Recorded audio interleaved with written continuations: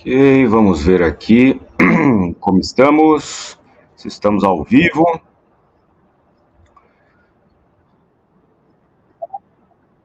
Estamos ao vivo, sim.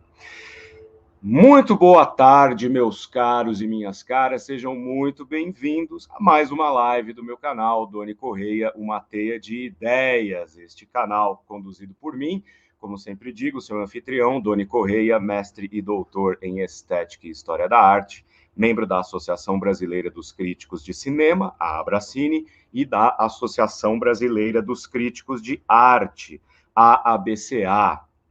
Este canal é um espaço de discussões transdisciplinares e este quadro aos domingos é o Domingo é Freud, para a gente falar sobre questões de arte, sobre questões de cinema, permeados por outras questões ligadas à psicologia, psicanálise, psicologia junguiana, como é o caso de hoje. E eu já convido vocês a se inscreverem no canal se não estão inscritos, badalarem a sineta para receber as notificações, deixar o seu joinha e, claro, nos apoiar financeiramente se puderem e se quiserem, porque assim a gente vai aprimorando o nosso trabalho e vai aprimorando também o conteúdo. Você pode nos apoiar financeiramente, mandando o seu superchat, o seu super sticker, ou apoiando diretamente pelas chaves Pix do nosso canal, como este que você como esta que você vê aí logo em seguida do meu nome. Se puder e se quiser, por favor, fique à vontade. Se não puder, não quiser, não tem problema algum. O fato de vocês se inscreverem e compartilharem o nosso trabalho já significa muito, já ajuda bastante. E nós temos já algumas pessoas chegando aqui. Minha querida Marina Futino, dando boa tarde com o solzinho aí. Boa tarde, Marina. Muito obrigado pela sua participação. E a Rosali Lopes também está dando boa tarde, não é? Certamente hoje o tema será de muito interesse e eu vou procurar trazer algum material visual aqui para ilustrar também as coisas que eu tenho para dizer. Né? Como vocês viram, né, o mote principal dessa live de hoje é justamente a doutora Nise da Silveira, né, psiquiatra nascida em Maceió, Alagoas, em 1905, e que faleceu em 1999, depois de uma bela e bem vivida vida, não é? Aos 94 anos de idade, no Rio de Janeiro, onde ela se estabeleceu por a maior parte da vida dela. Né? E a doutora Nise da Silveira, ela é, sem dúvida, uma das pioneiras num tipo muito especial de abordagem dos transtornos psiquiátricos em sua época, deixou muitas lições, introduziu a psicologia junguiana no Brasil. Mas o caso da doutora Nise é também uma boa desculpa para a gente conversar sobre a relação que existe entre a arte e a loucura, não é? A arte e aquilo que é chamado popularmente de loucura, mas que são os desequilíbrios, os transtornos de ordem psiquiátrica, não é? Veja, eu sempre costumo dizer, né, como professor e como estudioso das artes visuais, que do cinema, da literatura, enfim, que a arte ela é aquela linha bem fininha, né, que pode separar a gente da criação de algo que pode ser importante para o mundo, pode ser importante para nós mesmos, para o nosso mundo interior, e a sociopatia. De um lado está a criação, do outro está a destruição. E no meio passa a linha que se chama arte. Se a gente olhar na nossa história, né, na história da arte, só para ficar na arte, nas artes plásticas, nas artes visuais, a gente vai encontrar uma série de artistas que entraram para a história por sua importância, por suas contribuições estéticas, que passaram por grandes problemas relacionados a transtornos psiquiátricos, inclusive em tempos remotos em que esse tipo de conceito sequer existia, não é? Não se sabia ainda que dentro de nós vive uma coisa chamada inconsciente e que esse inconsciente tem vários pontos obscuros, muitas vezes não acessados ou nunca acessados, não é? É raramente possível de ser acessado completamente. É como se nós tivéssemos um outro ser vivendo dentro da gente. Isso é extremamente assustador. Então, por exemplo, se a gente olhar na história da arte, a gente pode ir lá para o Barroco e olhar para Caravaggio, não é? Que era um beberrão, era briguento, assassino, não é? Mas, ao mesmo tempo, com a sua arte, imortalizou imagens que passaram para a história e se perpetuarão na história por muito tempo ainda. Revolucionou o conceito do barroco, é talvez um proto-modernista e muito antes de se falar em arte moderna, tá?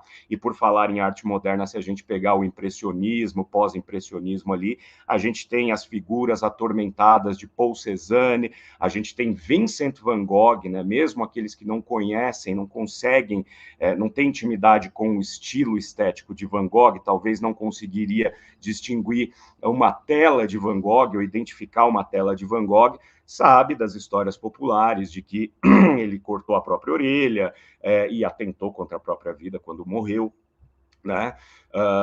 E todos sabem também, quem tem já uma intimidade com o universo de Van Gogh sabe dos tormentos pelos quais que ele carregou ao longo da vida, né? Pelas dificuldades que fizeram com que aflorasse uma profunda angústia inominável que estão presentes, né, nas telas maravilhosas que ele pintou ao longo da vida, e por mais belas, algumas líricas, né, principalmente quando ele pinta lá os girassóis e tal, por mais lírico que pareça, por trás existe uma mente absolutamente angustiada. Depois a gente pode falar, né, se quisermos, aí já mais próximo da arte contemporânea, de Jackson Pollock, né? Jackson Pollock, que também é um grande inventor de um estilo próprio em seu tempo, também um revolucionário, né? Que até chegar à forma como ele passou a se expressar em sua pintura, teve muita dificuldade para se encontrar em sua arte. Também era alcoólatra, também tinha problemas de ordem pessoal, assim, muito importantes, né?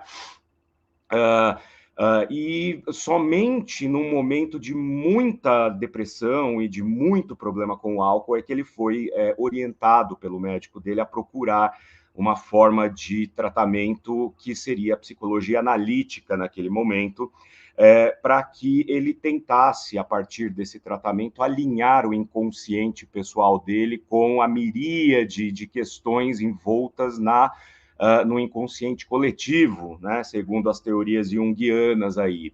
E a partir desse tratamento, dessa terapia junguiana, é que o Pollock vai começar a apaziguar um pouco as suas questões em relação à sua arte, à sua vida, e encontrar uma voz própria para poder se expressar naquelas telas imensas que ele pintava como quem faz uma performance, andando, né, ao redor da tela, jogando tinta, ora com mais expressividade, ora de uma maneira mais delicada, mas sempre com muito impulso, né, com muito ímpeto, colocando ali naquelas obras muito do que ele trazia dentro de si ali, aprisionado, e que faziam muito mal, e que de alguma forma ele conseguia expurgar por meio disso, né?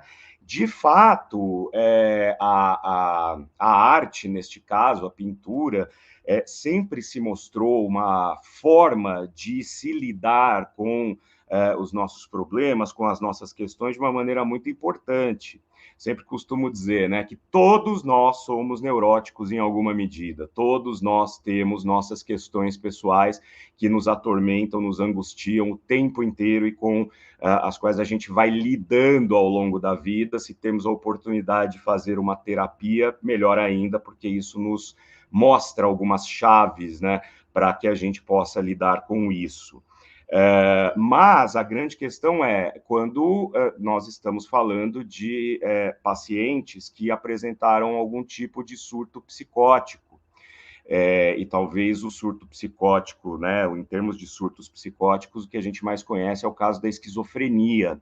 Na esquizofrenia, o indivíduo já não tem mais aquela conexão com o seu ego para poder perceber o mundo. Existiu uma ruptura ali, por isso o tratamento da esquizofrenia, o controle, né, dos surtos esquizofrênicos são feitos a partir de medicamentos bastante fortes e bastante terapia também, para que essas pessoas não apresentem esses surtos, né, não rompam aquela ponte que existe, né, entre o ego e o inconsciente, né? A gente sabe que surtos psicóticos normalmente fazem com que as pessoas percam a conexão com a realidade e tenham, às vezes, alucinações visuais, alucinações auditivas, que Jung, inclusive, né, no seu pioneirismo, se centrou, enquanto Freud pesquisou muito a questão da histeria, né, da neurose, o Jung foi para o lado da esquizofrenia, né? Tentar entender como essas pessoas que apresentam essa ruptura, né, esse esfacelamento do ego, conseguiam, de alguma forma, ressimbolizar o mundo, né, no entorno e, de alguma forma, trazer algum sentido para aquilo. O que é absolutamente inovador, né, dentro da psicoterapia junguiana. É o que o Jung também vai chamar de imaginação ativa, não é? Quando um paciente dizia estar experimentando visões, né, visões às vezes assustadoras ou visões celestiais, né? Normalmente tem as visões pesquisadas aí, tanto pelo Jung, quanto depois aqui a gente vai ver no caso da Nise e da Silveira, ou eram visões de ordem mística celestial, ou de ordem mística demoníaca, né? E tudo isso a Nise vai trazer para o seu escopo para constituir o tratamento, a forma de tratamento que ela desenvolveu e heroicamente, em seu tempo, conseguiu instituir ali no Centro Psiquiátrico Pedro II, em Engenho de Dentro, no Rio de Janeiro. A Nise da Silveira, ela, como eu falei, nasceu em Alagoas, né, nasceu em Maceió, e estudou medicina ainda nos anos 20, né, na Bahia, na Universidade da Bahia. Para vocês terem uma ideia da condição da mulher na sociedade naquele momento, ela foi a única mulher da turma de 157 homens e ela de mulher a se formar no ano em que ela se graduou em medicina. Casou-se muito cedo com o Mário Magalhães, né, que era colega de turma dela, ficaram casados até o fim da vida da Nise. Ele se tornou médico sanitarista, né? E os dois optaram, inclusive, por não ter filhos, porque ambos tinham essa vontade de se doarem, na verdade, pelas causas dos necessitados. No caso dela, os pacientes de instituições psiquiátricas, manicomiais, e ele trabalhando com questões do sanitarismo público, né? Algo também que é um problema até hoje em muitos lugares.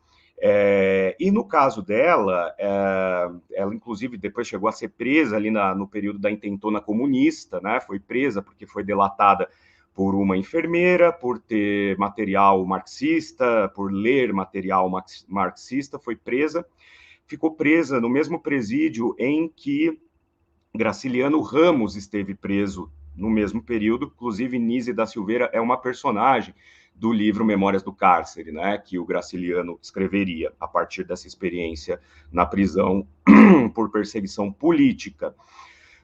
Mas depois disso, enfim, né, ela teve, claro, né, a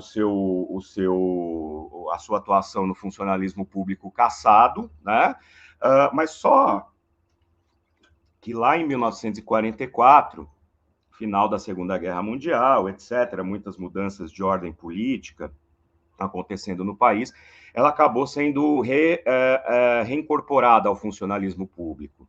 E lá no hospital, no Centro Psiquiátrico Pedro II, ela enfrentou uma série de resistências para poder trabalhar com aquelas pobres criaturas, como ela definiria depois, de uma maneira que pudesse ajudá-los, porque eu tenho até um vídeo aqui na própria playlist do Domingo é Freud, se vocês forem dar uma olhada, deem uma olhada lá, quando eu falo do Lima Barreto, né? Foi um dos primeiros vídeos aqui da playlist, né? O Lima Barreto, ele passou por algumas internações no período, nos últimos anos de vida dele ali, né? Morreu muito, muito jovem também, e não à toa que ele chamava o manicômio de cemitério dos vivos, não é? Porque a política manicomial no Brasil sempre foi aquela de afastar da sociedade aquelas pessoas que são indesejadas e deixá-las lá para que não tivessem contato mais com o lado de fora, sem se preocupar necessariamente com uma forma de reabilitação. Então, dentro dessas instituições, isso mostra muito, né, não só nos escritos de Nise da Silveira, mas também no filme Nise, né, o Coração da Loucura, que é um longa de 2015, né, que faz o papel da Nise da Silveira e a Glória Pires, filme dirigido por Roberto Berliner, né, um filme muito bonito, que conta justamente esse período em que ela chega ao Centro Psiquiátrico Pedro II, e ou esses doentes, né, essas pessoas que estão em situação de crises psicóticas e que estão ali, foram internadas, retiradas da sociedade, ou elas eram constantemente dopadas, né? E até numa entrevista que a Nise dá para o filme do Leon Hirschman, Imagens do Inconsciente, é um tríptico, né? São 3 filmes, uma trilogia sobre 3 artistas, né, que passaram pelo ateliê que Nise instaurou ali, né, criou na instituição em que ela atuou. Vou mostrar aqui daqui a pouquinho algumas imagens.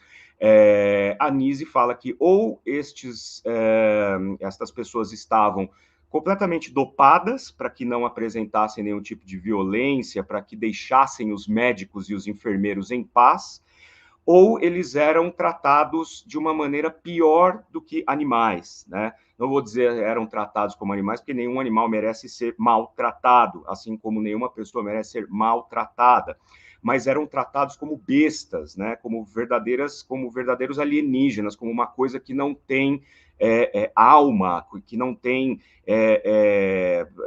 um objeto que poderia ser estudado com eletrochoques, com trepanação, né, lobotomia. Então, ou eles eram completamente dopados para ficarem quietos, ou eles eram submetidos a espécies de experimentos, com o eletrochoque, principalmente com a lobotomia. E essa forma desumana já era denunciada pelo Lima Barreto lá em Cemitério dos Vivos, e em todos os seus relatos, né, da experiência dentro da instituição manicomial.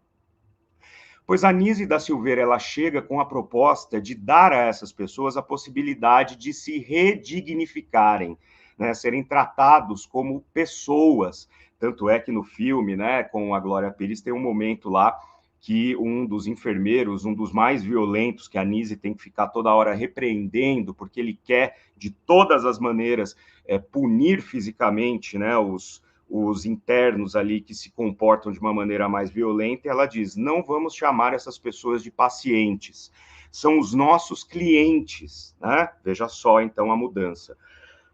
Quando ela chega no Centro Psiquiátrico Pedro II, ela chega muito desacreditada. Primeiro, porque nós estávamos numa sociedade ainda muito mais machista, ela trabalhava somente com homens, né, com médicos homens, e colocaram ela numa ala de terapia ocupacional que não era bem. Era uma espécie de ala dos encostados, assim, né? Quer dizer, era um lugar que era meio abandonado para aquelas pessoas consideradas as mais loucas ficarem lá fazendo alguma coisa para se ocupar no tempo, né? Uma horta, um bordado, alguma coisa, mas sem nenhum método, né? E sem nenhuma humanização. E a Nise, nessa entrevista que ela dá, inclusive, ao Leon Hirschman, em Imagens do Inconsciente, vai dizer que para ela interessava saber o que estava por baixo daquele bordado que os internos faziam, o que estava por baixo daqueles surtos, né, violentos que cada um apresentava. E para isso era preciso ganhar a simpatia e a confiança desses internos que estavam acostumados a serem tratados a pauladas, a socos, a choques, né, a todo tipo de tratamento completamente desumano, como eu falei. Quando ela começa a perceber que alguns desses internos já tinham algumas formas de se expressarem que ainda eram consideradas, né, primitivas e bastante perturbadoras, inclusive para os próprios funcionários ali, completamente despreparados para lidar com este tipo de patologia, né? Por exemplo, a Anise vai relatar presos que defecavam no pavilhão e espalhavam suas fezes pela parede. Inclusive, ela vai se remeter a uma observação de Freud, né, que isso, segundo Freud, num determinado momento dos estudos dele, vai dizer que essa coisa de manipular as próprias fezes estaria ligada, né, esse ato estaria ligado com a propensão à homossexualidade. Por isso, a Nise diz que por algum tempo ela pegava aquelas pessoas que estavam ali, supostamente por terem apresentado comportamentos de ordem de padrão homossexual, ela colocava eles para modelarem com argila, né, para se expressarem por meio das mãos no barro, não é? Depois ela vai sofisticar muito mais esse tipo de abordagem e de atuação com essas pessoas.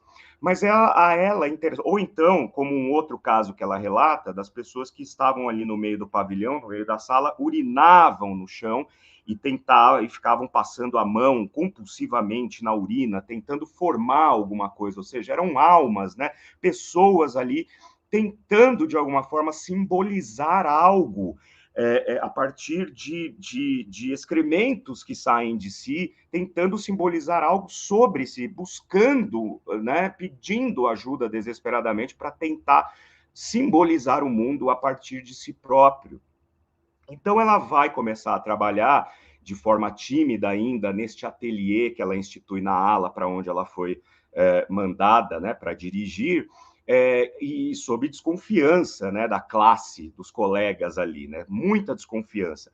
Chegou a criar um receituário em que os médicos deveriam escrever qual tipo de terapia ocupacional esses internos deveriam seguir, ao invés de simplesmente receitar, né, psicotrópicos ou algo do gênero, que, no mais das vezes, faria com que a pessoa simplesmente desligasse, né? Ficava pior. É importante dizer que nessas instituições manicomiais daquele período não iam apenas pessoas que haviam apresentado surtos psicóticos porque haviam sido diagnosticados com esquizofrenia ou com algum outro tipo, né, de distúrbio psiquiátrico.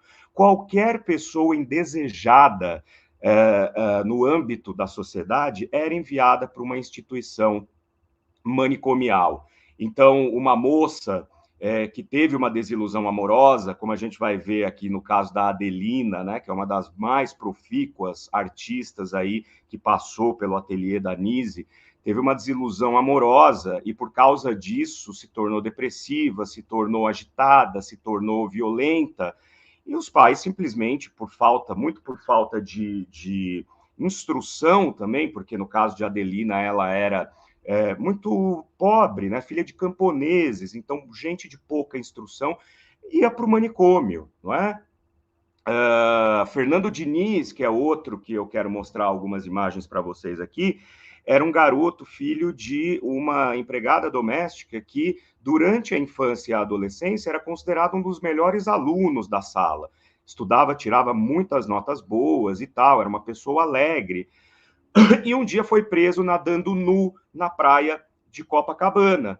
E ao invés de ser indiciado, sei lá, por atentado ao pudor, ou ser advertido, ou sei lá, ir para a delegacia, assinar um termo lá, um boletim de ocorrência, ele foi levado para uma instituição manicomial.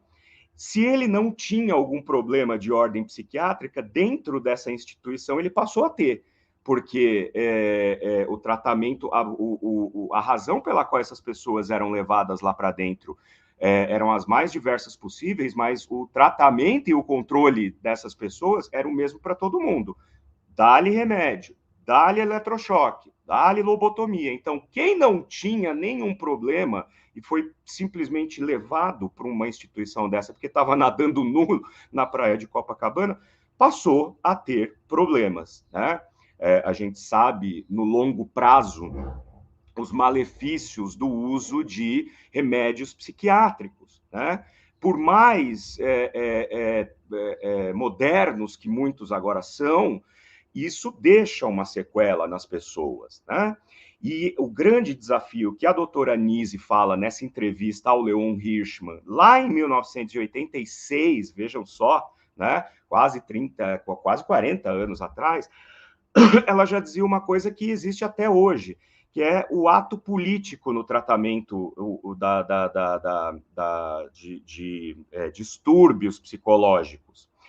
Parece que o médico quer enfiar cada vez mais remédios, porque existe, primeiro, um comodismo, é mais fácil você dopar a pessoa para trabalhar menos, para ter menos problemas, e, por outro lado, você tem uma indústria farmacêutica extremamente poderosa, lobista, que faz com que o remédio tenha que ser consumido para poder haver o lucro. Então, é uma questão política, é uma questão que está ligada a economias, não é? E é desumana para quem sofre, né? Para quem está do lado na condição de paciente ou cliente, como a doutora Anise fala, tanto no filme quanto na entrevista, ela mesma ali, falando com o Leon Hirschman. Então, a ela interessava estimular, ao invés de sedar, ao invés de punir os internos, ela queria estimular que aquela, vamos chamar de loucura, se apresentasse de uma maneira completa, de uma maneira integral, porque era a partir disso, dessa desagregação, que a Nise acreditava que, com o aporte da arte e dos trabalhos técnicos, porque além do ateliê de pintura, de escultura, tinha a oficina de encadernação. Então, os internos também aprendiam a fazer encadernações, e isso também poderia ser algo que ocupasse essas pessoas de uma maneira que gradualmente houvesse uma melhora nos seus problemas com surtos e com os distúrbios, as alucinações, a violência, não é? Ela faz uma analogia muito interessante que o Dr. Pinel, né, que é talvez conhecido por causa do Instituto Pinel, né, Pinel, francês, ela comenta uma anotação que o Dr. Pinel fez lá no século 18 ainda, né, dizendo que as pessoas da nobreza, numa sociedade formada por nobres e por serviçais, por empregados, os nobres pagavam com a sua inação, né, pagavam a sua inação com problemas de ordem psiquiátrica, porque esses nobres tinham à mão tudo a todo tempo, não precisavam levantar da cadeira para pegar um copo d'água, porque sempre tinha um serviçal ali para trazer o copo d'água. Então, eles estavam inativos e a mente, então, começa a ruir. Enquanto que nas classes trabalhadoras era muito mais fácil encontrar pessoas que lidavam com as suas questões de uma forma mais, digamos, menos agressiva, né, e menos ostensiva, justamente porque se ocupavam de coisas. Né, ocupavam-se do trabalho, ocupavam-se da lavoura, ocupavam-se de ofícios manuais, como carpintaria, e até mesmo servindo aos nobres, estavam ocupados de alguma forma. Então, ela entendeu que o trabalho, na verdade, não se trata de uma questão de obrigação, não deve ser tratado como algo punitivo. O trabalho não deve ser punitivo, o trabalho deve ser essa porta de entrada para elementos que vão fazer parte do tratamento. Por isso, ela, então, constrói esse ateliê e dá a oportunidade destes internos de se expressarem. E o que ela começa a ver logo de cara é que existe ali, entre essas pessoas que começam a trabalhar com pintura, com tinta óleo, com tinta, com guache, enfim, né, com barro, fazendo esculturas, é que a aceitação é imediata, desde que haja também um preparo daquilo que viria a ser o papel do monitor, né? Quando Nise da Silveira depois organiza a sua própria instituição, né? Casa das Palmeiras, salvo engano, ela vai trabalhar com essa noção de que o monitor precisa também ser alguém que está lá para passar empatia para aquele interno, para aquele paciente ou cliente. Eles precisam, de alguma forma, sentir-se confortáveis e respeitados, para que esse ato criativo, a partir do caos, ele seja mais efetivo. Então, em primeiro lugar, o trabalho era ganhar a confiança dessas pessoas. Em segundo lugar, deixá-las livres para simbolizarem, para tentar uma simbolização, não é? Olha que interessante, a Nise, que depois vai criar o Museu do Inconsciente, em 1952, ali nos anos 50, né, ela começou a se corresponder com o Dr. Carl Gustav Jung, né, o nosso grande Jung. Começou a se corresponder, né? Muitas cartas interessantes foram trocadas entre os dois, porque ela começou a ver alguns padrões de pinturas, né, de trabalhos dos seus pacientes que se pareciam com mandalas. Aliás, não à toa. Hoje eu estou aqui no meu cenário B, tem o cenário A e esse é o cenário B, porque tem tudo a ver, ó lá, né? Nós temos uma mandala aqui que decora o meu apartamento, e isso é totalmente junguiano, né? O Jung tem aquele trabalho dele com as mandalas como forma de expressão, como forma de, na verdade, cristalização de uma série de questões que envolvem essa tensão entre o inconsciente coletivo com o inconsciente pessoal. E a Nise começou a ficar intrigada porque muitos dos seus pacientes apresentavam em suas pinturas, uma recorrência de mandalas, que ela não sabia exatamente se eram mandalas ou eram apenas expressões aleatórias, e mandou umas fotos para o Jung desses trabalhos. E o Jung a convidou, então, para que fosse até o segundo congresso, ia acontecer ali em 57, o segundo Congresso Internacional de Psicologia Analítica, em Zurique, na Suíça, e a Nise foi convidada pelo Jung, pela equipe dele, para levar esses trabalhos para serem expostos nesse congresso. O que deixou todos os espectadores ali daquele congresso extremamente fascinados e intrigados com aquilo que eles viram, né? E, de fato, a partir daí, a Nise frequentou por 2 vezes ali, né, por 2 períodos breves, mas muito ricos, a sociedade junguiana, estudou com o Dr. Jung, né, conheceu mais a psicologia analítica e trouxe para o Brasil, introduziu a psicologia analítica em seu trabalho aqui no Brasil, inaugurou essa corrente aqui no nosso país, né? Mas veja, os relatos, eu vou deixar uma série de links aqui embaixo depois para uma exposição que aconteceu no Centro Cultural do Ministério da Saúde, sobre Nise da Silveira e sobre a obra, né, de arte dos seus pacientes e tal.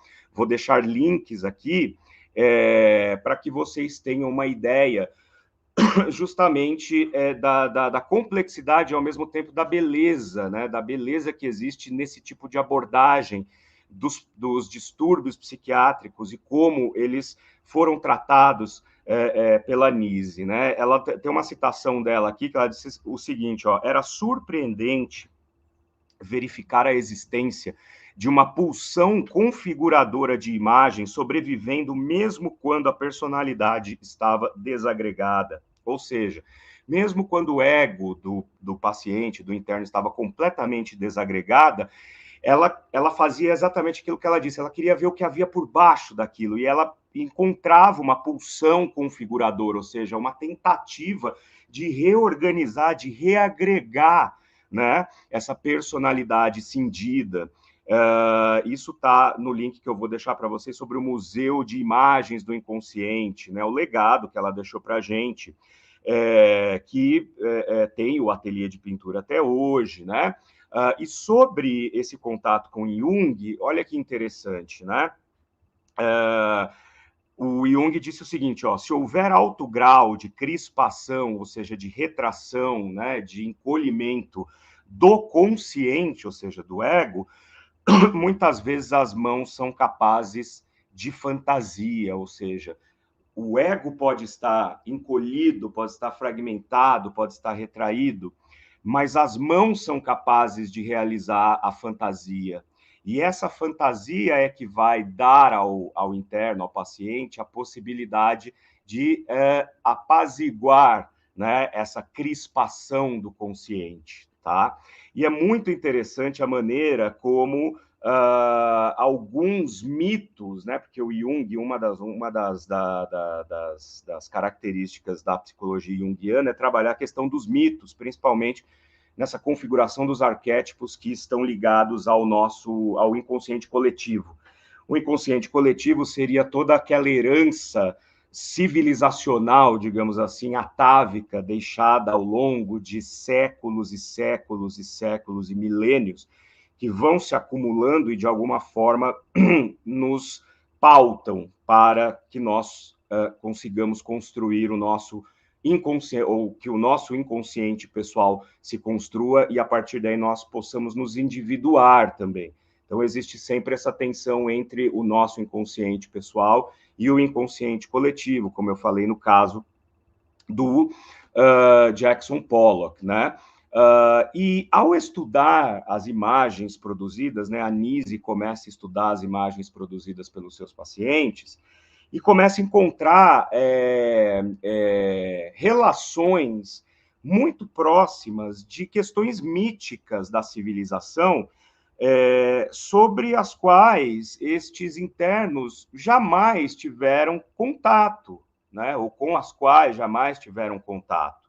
Né? Por exemplo, vou mostrar aqui para vocês, primeiro de tudo, né, uma imagem, deixa eu achar aqui, de uma dessas figuras mais icônicas que passaram pelo ateliê da Nise da Silveira, que é a Adelina Gomes. A Adelina Gomes era considerada muito violenta, né? Poucos chegavam perto dela porque ela era muito violenta, ela atacava mesmo, ela agredia a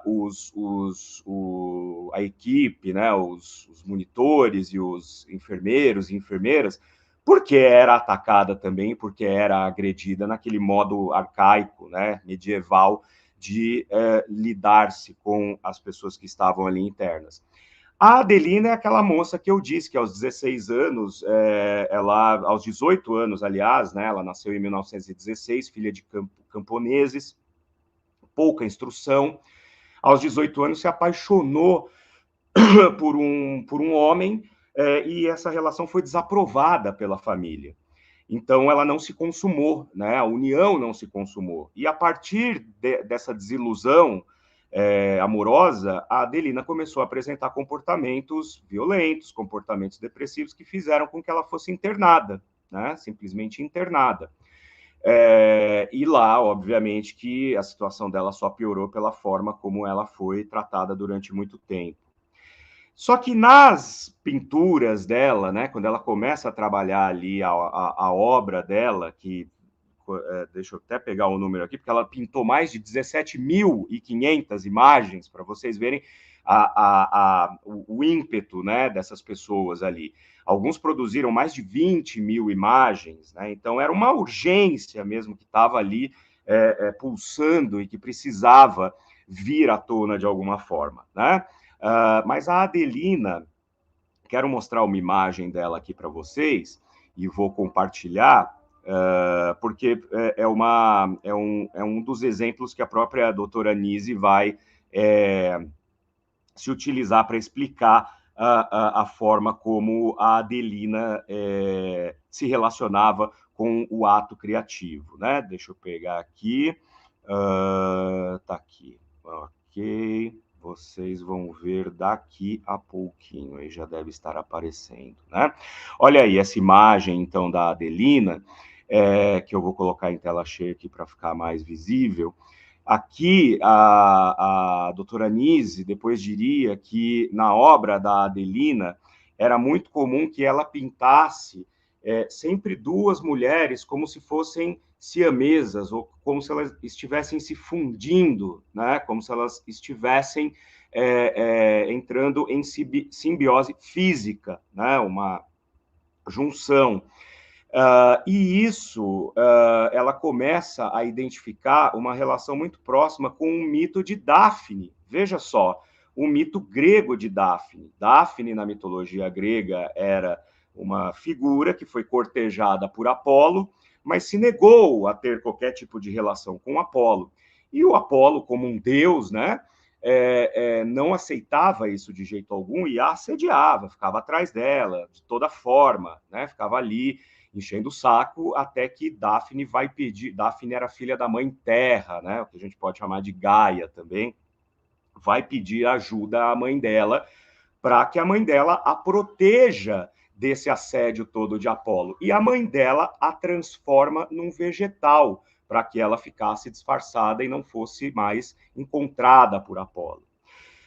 Então, vejam que a gente já tem essa relação muito próxima, né, imbricada aí da mãe e da filha, e nós temos esse histórico de Adelina com uma relação que foi cerceada pela relação familiar, possivelmente uma ligação maior com a mãe, porque a maioria das figuras de Adelina sempre são femininas e sempre são no registro do autorretrato e da representação de memórias, não é?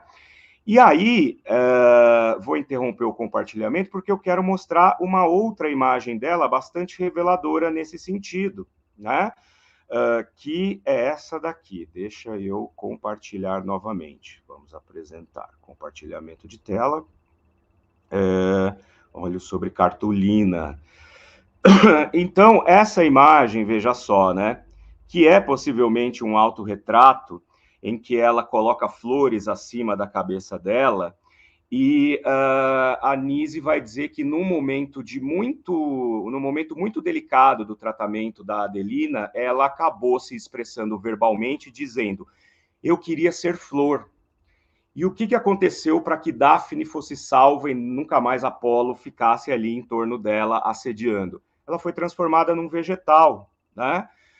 Veja que Adelina nunca soube ou nunca teve contato com essa mitologia, com essa narrativa que faz parte da mitologia ancestralíssima da humanidade.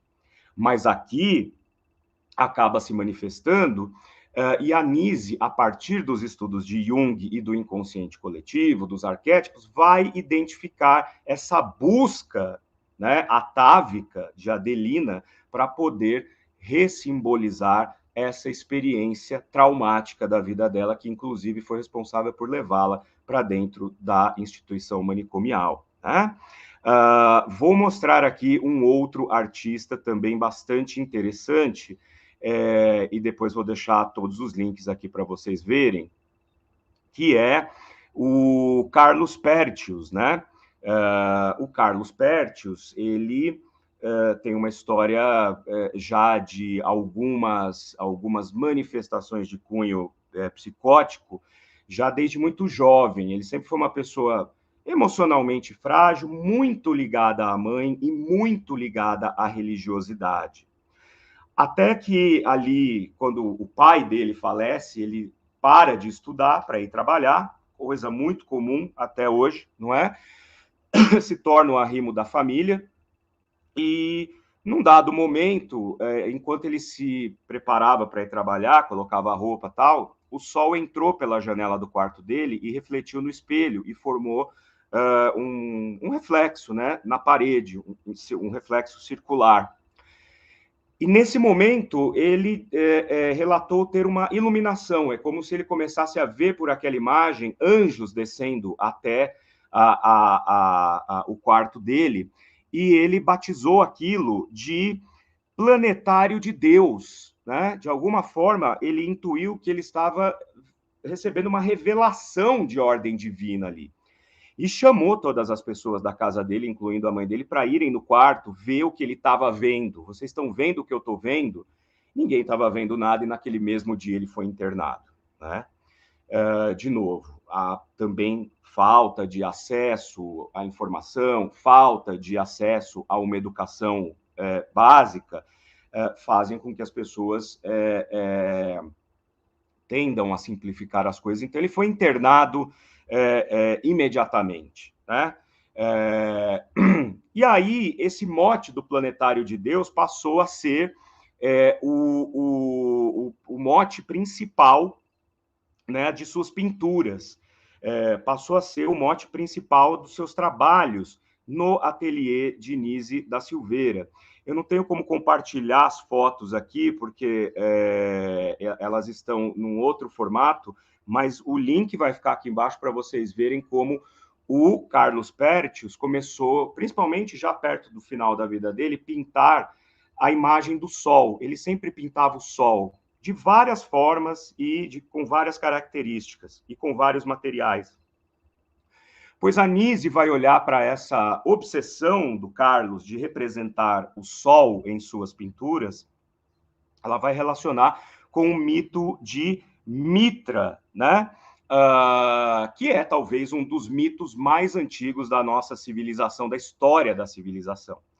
Mitra é identificado como sol e é um dos aspectos estudados na jornada do herói, porque no mito de Mitra, o sol, quando se põe, na verdade, ele vai para a escuridão lutar contra criaturas demoníacas e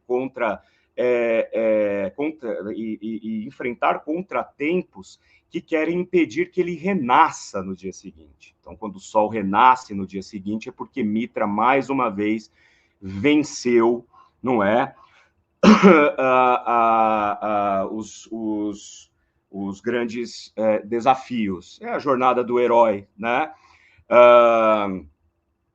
Se eu não me engano, Pertius também, né? Não, mas aí já é o Fernando Diniz que eu vou mostrar daqui a pouquinho. Então, essa analogia com Mitra é extremamente pertinente, porque, de alguma forma, este pintor, né, o Pertius, o Carlos Pertius, estava procurando refletir-se no sol para vencer, né, toda essa desagregação de sua mente e tentar renascer a partir disso, como o sol nasce todos os dias. E o Fernando Diniz, que eu vou colocar aqui agora para vocês, há muitas obras de muitos artistas, mas eu estou pegando só esses três para a gente poder trabalhar de uma maneira sucinta aqui, né? Outros artistas, por exemplo, se habituavam a pintar, deixa eu pegar aqui o nome exato desse artista, porque fazendo essa a arqueologia da psique, né? Desculpem. Outro artista, que é o Olívio Fidelis, que depois está no link aqui que eu vou deixar, costumava pintar um homem sendo devorado por uma baleia, né? E isso também está ligado à jornada do herói, tá? Está ligado a algum tipo de mitologia, né? Como o próprio texto aqui de curadoria dessa exposição diz, né? O tema do dragão-baleia, né? Porque era uma metade dragão, metade baleia, é uma das mais antigas e universais variações do mito do herói. Em vez de percorrer longas extensões da Terra em busca de aventura, aqui o herói é devorado pelo monstro. O drama do encontro com o monstro exprime a situação perigosa para o indivíduo ser tragado pelo inconsciente. Veja que interessante. E mesmo na Bíblia a gente vai encontrar, né, a parábola lá, né, a passagem de Jonas, que é engolido por uma baleia, por designação de Deus, para se proteger. Fica 3 dias dentro da baleia e depois renasce, né? Coloquemos assim, depois renasce. Então, esses mitos, eles sempre existiram, né? Eles foram sendo construídos ao longo, como eu falei, de milênios, e eles sempre continuam a existir na nossa forma de expressão e na nossa busca de simbolização do mundo. Isso é o que é mais belo e o que impele a criação artística poder estar ao alcance de quem, num primeiro momento, não tem nenhum tipo de intimidade com a arte, necessariamente. A escrita também é uma ferramenta poderosa para a gente fazer esse apaziguamento. A poesia, não é? Quantos poetas atormentados a gente não conhece, de vidas atormentadas, né, com problemas de ordens psicológicas, psiquiátricas também, não é? Que encontraram na forma poética, na forma literária da poesia, um meio de poderem se expressar e, ao mesmo tempo, se reconectar com pontos fragmentados desse ego cindido, e, ao mesmo tempo, fazer contato com esse inconsciente pessoal, dar voz à sua sombra, né? Sombra também é um termo junguiano, é aquele nosso lado que se esconde, que vez por outra bota a cabecinha para fora e fala, opa, tô aqui, vou te desestabilizar. E essa sombra pode ser lidada justamente com esse aspecto da expressão artística. Bora ver um pouquinho aqui do Fernando Diniz, aquele que, deixa eu só pegar o dado biográfico dele aqui, aquele que era justamente um rapaz aparentemente normal, que foi preso nadando nu na praia de Copacabana, e isso foi desculpa para que ele fosse internado, como eu disse, né? Se ele não tinha nenhum tipo de propensão a surtos psicóticos, a problemas psiquiátricos, passou a ter a partir do momento que tomou contato com o açougue, que era a instituição manicomial em seu tempo. Também nasceu na década de 10, como a grande maioria dos pacientes, dos clientes de Nise da Silveira, como ela diria, e ela diz o seguinte, que havia ali na obra de Fernando Diniz uma desorganização, né, estrutural, né, uma desorganização de cores, de linhas, que pareciam garatujas infantis. Era um momento em que ele estava muito tomado ainda por esse abismo que era a loucura ali para ele. Então, os primeiros desenhos dele, principalmente depois, né, de vários anos de internação, depois de saber da morte da mãe dele, ele foi ficando muito retraído, ele foi ficando pior, né, ele teve uma piora no quadro, né, do qual ele tratava. E os desenhos dele foram ficando bastante primitivos, né, como este aqui, por exemplo, né, que eu vou compartilhar com vocês aqui. Estou vendo que vocês estão escrevendo, eu já vou ler daqui a pouco aqui a participação de vocês, que é sempre muito importante. Vamos ver aqui um quadro de Fernando Diniz, que não é o técnico de futebol, claro, né? Mas vejam que se parecem desenhos extremamente infantis, né? Garatujas, como Nise dizia.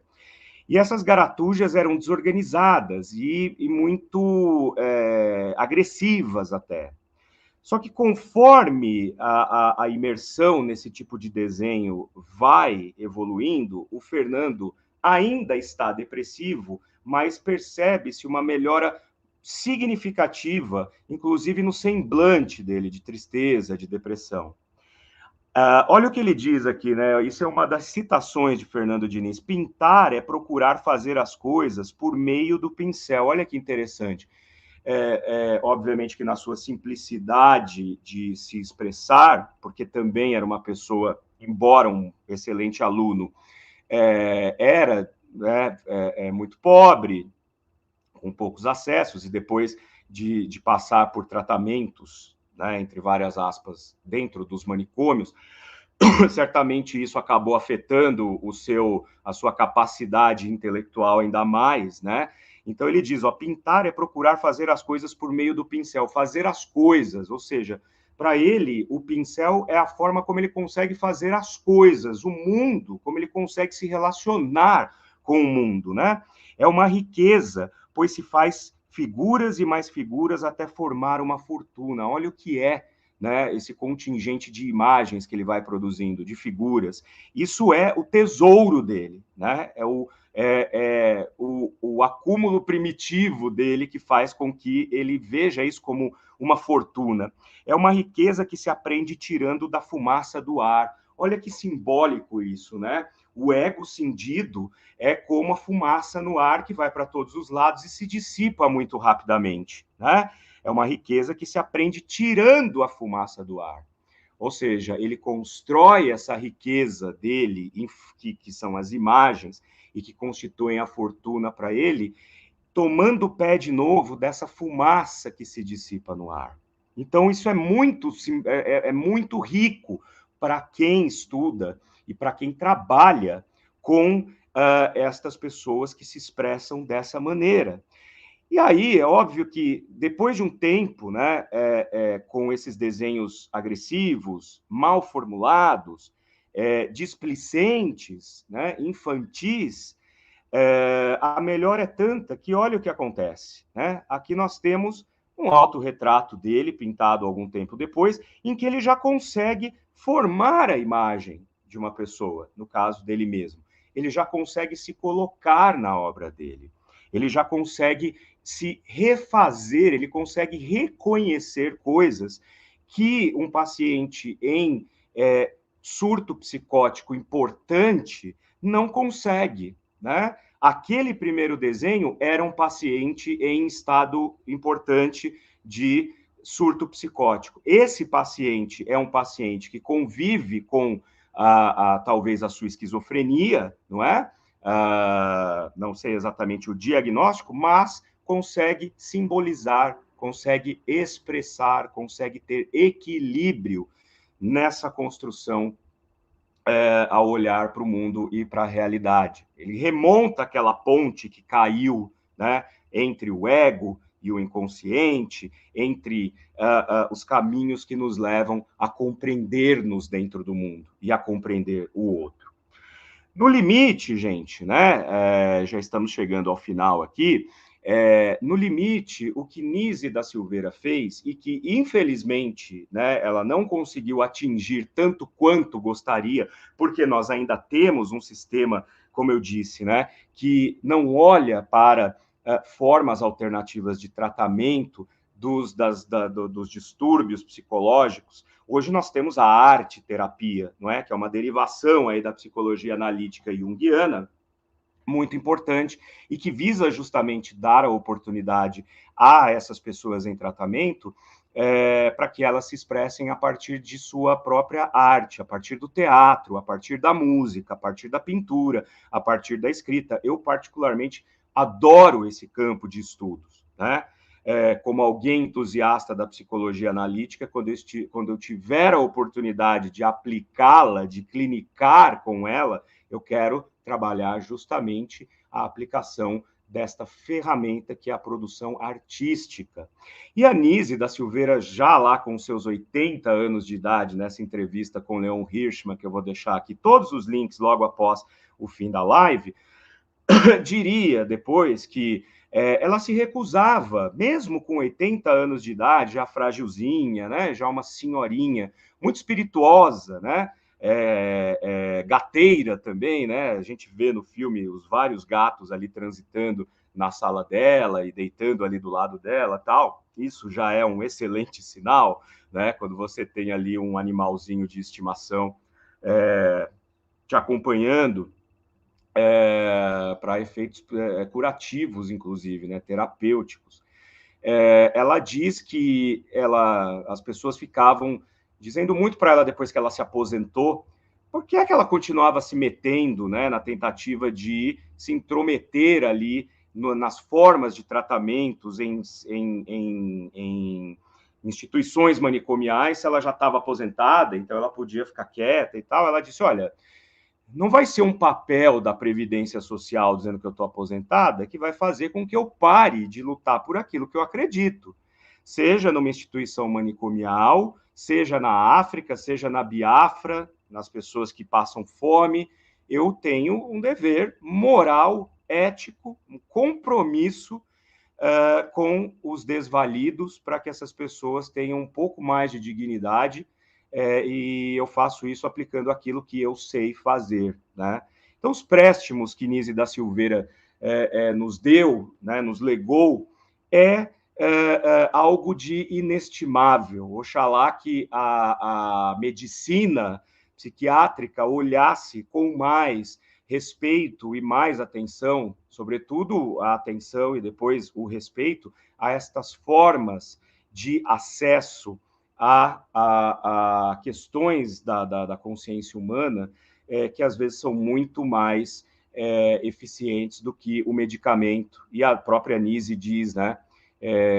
A medicação ela é para que o enfermeiro e o médico não precisem trabalhar e para que não haja barulho nas alas durante a noite, porque está todo mundo completamente dopado. Ela chamava de megadose, né? O Leon Hirschman pergunta para ela, fala sobre a megadose. Ela fala, a megadose era que você chegava numa ala psiquiátrica, num hospital, à noite, e era um silêncio sepulcral, porque todos os ali internos estavam sob doses cavalares de medicamentos como, né, hoje a gente tem Rivotril, Clonazepam, Zolpidem e tal, mas naquela época eram medicamentos mais arcaicos. A pessoa tomava 75 gotas por dia, fracionada em 3 doses, e simplesmente apagava. Como que uma pessoa dessa vai conseguir trabalhar as suas questões mentais sob um efeito de de um remédio que deixa dopado? Então, ela era contra isso. Ela queria substituir ostensivamente a arte, né? Desculpa, o tratamento arcaico pela arte. Vamos dar uma passada aqui nos comentários de vocês, né? Eu tinha já falado da Marina Futino, que está aqui, também a Rosali já tinha falado. Temos minha querida Fernanda de Almeida Prado, que já esteve aqui no Domingo é Freud, falando da psicanálise e poesia. Olha aí, ó, eu falei agora há pouco sobre a questão da poesia como uma das formas, né, de terapia, e ela já esteve aqui conversando sobre isso conosco. Olá, Doni, boa tarde para todos. Muito obrigado pela sua presença, minha querida Fernanda de Almeida Prado. E a Maria Elisa está aqui, ó, Lisa de Florianópolis, assídua frequentadora do canal, muito obrigado pela sua presença, chegando depois de um tempo. Não tem problema, você pode depois voltar aqui a nossa live do comecinho e rever, né, ou ver aquilo que você perdeu e rever aquilo que você acompanhou. Silvia Parra está dando boa tarde também, muito obrigado pela presença. A Maria Elisa está falando processo criativo é uma linha tênue, sim, muito tênue, né? Como eu falei no começo, né? A arte ela divide o criativo do destrutivo, né? É o que eu sempre tento levar quando trato desse assunto, seja numa aula, seja num texto, seja, enfim, né, nos meus estudos. O Len Forder, YouTube, está falando hello, olá, muito obrigado pela presença. Simone Oliveira, que também está sempre aqui com a gente, diz maravilha, Doni. O Ed Persona, outro também frequentador. Boa tarde, pessoal. Boa tarde, Doni. Temos o nosso querido Daniel Babalinha aqui, ó. Cheguei antes tarde do que mais tarde. Pois é, volta lá depois e veja essa parte que você perdeu, né? Fernando José Martins está mandando um up aqui, né? E outro up, né? Mais veemente, dizendo que a live tá linda, foi linda. Muito obrigado, né? É um tema muito bonito, né? Embora trate de questões não muito bonitas, como esses tratamentos, como essas abordagens bastante medievais das questões psíquicas, é muito linda na medida em que existe um contraponto a partir da arte, né? Temos aqui Michele, que também está sempre por aqui conosco, obrigado. Dando boa tarde, não é? Felipe de Vicente também, boa tarde, Doni, amo a Nise. Como não amar, né? Uma mulher que estava, sem dúvida alguma, para usar o clichêzão, à frente do seu tempo, né? Bastante incompreendida pela sociedade de sua época, mas que conseguiu deixar um legado maravilhoso. Temos a Silvia Parra também, ó, muito boa essa palestra, muito obrigado, Silvia. Finalmente, Rinaldo Pedro falando aqui, ó, boa tarde, tema relevante, obrigado, ainda bem que vocês o acham interessante e relevante, não é? Muito esclarecedor, Silvia completa, né? E Daniel Babalim dizendo aqui, né, finalmente, estamos juntão, Doni, vou voltar e reassistir o início depois, por favor. E não só isso, compartilhem, né? Vocês que acharam relevante, vocês que acharam interessante, compartilhem. Como eu disse no começo, se quiserem nos apoiar financeiramente para que façamos do canal algo cada vez melhor, vocês podem nos ajudar com superchats, com super sticker, valeu demais, e podem também nos ajudar diretamente com o nosso Pix aqui do canal. Lembrando que esta live também é retransmitida pelo canal, pela TV 247. Se você está assistindo a esta live no TV 247 na próxima semana, né? Ou seja, na condição de reprise, venha aqui ao meu canal Doni Correia, uma teia de ideias, inscreva-se e faça crescer, né, a nossa teia, né, a nossa grande teia, seja um teiudo, seja uma teiuda, traga mais teiudos e teiudas para que a gente vá urdindo, né, esta grande teia de ideias. A Silvia, né, para encerrar aqui, ela está perguntando, Doni, essa situação da megadose ainda continua nos hospitais psiquiátricos? Bom, eu não sei como acontece dentro dos hospitais psiquiátricos hoje, porque existe sim, né, houve um movimento de humanização do tratamento, mas a medicação ela nunca é retirada por completo. Mas o que eu sei é que existe o movimento dos psiquiatras, e eu sei porque eu faço uso de medicamentos controlados, então todos os meses ou cada 2 meses eu vou lá fazer o meu retorno, e sempre um médico, principalmente se eu estou indo para buscar receita, né? Porque a receita ela tem prazo de validade, então ela tem um número de remédios que você pode pegar por vez. Às vezes eu vou renovar a receita e tem que falar com um outro médico, eu chego lá e não é incomum que eles queiram aumentar a dose do remédio ou incluir um outro remédio para fazer a interação. Então, né, existe ainda essa ideia de que o remédio, de que o medicamento ele tem que ser cada vez mais e em doses maiores, né? Mais e maior, mais e maior. Isso tem um interesse da comunidade, da indústria farmacêutica por trás. Com certeza, não se pode descartar isso. Sim, Rinaldo, como eu falei no começo e deixei aqui na descrição, tem 2 filmes, um documentário chamado Imagens do Inconsciente, que é uma entrevista com a própria Nise, e temos também Nise, O Coração da Loucura, que aí é uma ficcionalização da vida, né? Uma cinebiografia da Nise da Silveira, que nesse filme é vivida por Glória Pires, num ótimo papel, numa ótima atuação, como sempre, Glória Pires quando interpreta seus papéis. Gente, muito obrigado pela atenção de vocês, pela companhia nesta tarde de domingo. Tenham todos uma ótima semana. Estaremos com certeza de volta com mais um Domingo é Freud na semana que vem. Tá bom? Muito obrigado, beijos e tchau, tchau.